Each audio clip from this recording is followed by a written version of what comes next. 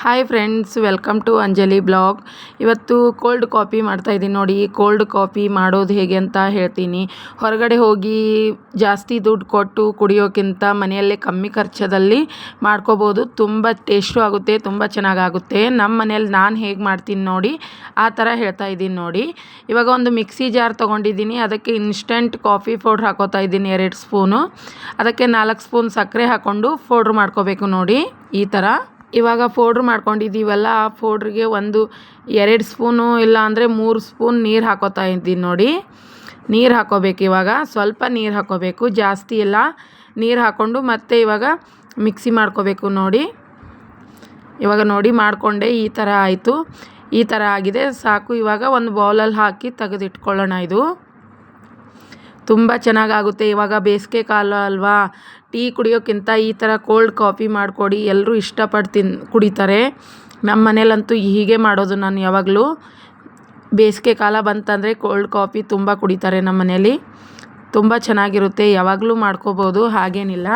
ಇವಾಗ ನೋಡಿ ನಾನು ಗ್ಲಾಸ್ ತೊಗೊಂಡಿದ್ದೀನಿ. ಅದಕ್ಕೆ ನಾನು ಒಂದು ಕ್ಯಾಡ್ಬರಿ ಚಾಕ್ಲೇಟ್ ತೊಗೊಂಡು ಮೆಲ್ಟ್ ಮಾಡಿ ಇಟ್ಕೊಂಡಿದ್ದೀನಿ.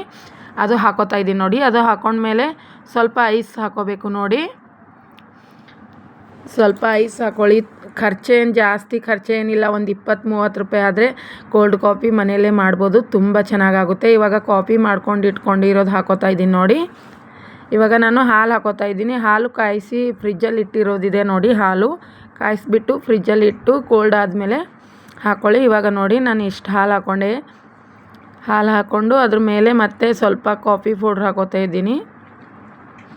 ಕಾಫಿ ಪೌಡ್ರ್ ಹಾಕ್ಕೊಂಡು ಮತ್ತು ಚಾಕ್ಲೇಟ್ ಸಿರಪ್ಪು ಹಾಕ್ತೀನಿ ನೋಡಿ ಮೇಲ್ಗಡೆ.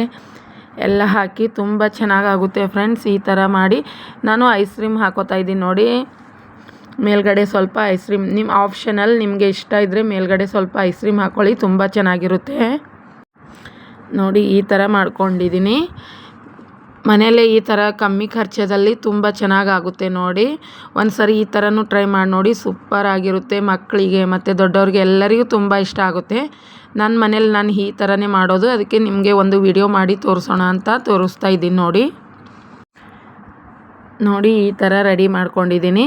ತುಂಬ ಚೆನ್ನಾಗಾಗುತ್ತೆ. ಮೇಲ್ಗಡೆ ಸ್ವಲ್ಪ ಚಾಕ್ಲೇಟ್ ಸಿರಪ್ ಹಾಕಿದ್ದೀನಿ ನೋಡಿ. ತುಂಬ ಚೆನ್ನಾಗಾಗುತ್ತೆ ಫ್ರೆಂಡ್ಸ್. ನನ್ನ ವಿಡಿಯೋ ನಿಮಗೆಲ್ಲ ಇಷ್ಟ ಆಗಿದೆ ಅನ್ಕೋತೀನಿ. ಇಷ್ಟ ಆದರೆ ಲೈಕ್ ಮಾಡಿ, ಶೇರ್ ಮಾಡಿ, ಕಮೆಂಟ್ಸ್ ಮಾಡಿ. ಯಾರೆಲ್ಲ ನನ್ನ ಚಾನಲ್ನ ಸಬ್ಸ್ಕ್ರೈಬ್ ಮಾಡ್ಕೊಂಬಲ್ದೆ ನೋಡ್ತಾ ಇದ್ದೀರೋ ಸಬ್ಸ್ಕ್ರೈಬ್ ಮಾಡ್ಕೊಂಡು ನೋಡಿ ಫ್ರೆಂಡ್ಸ್.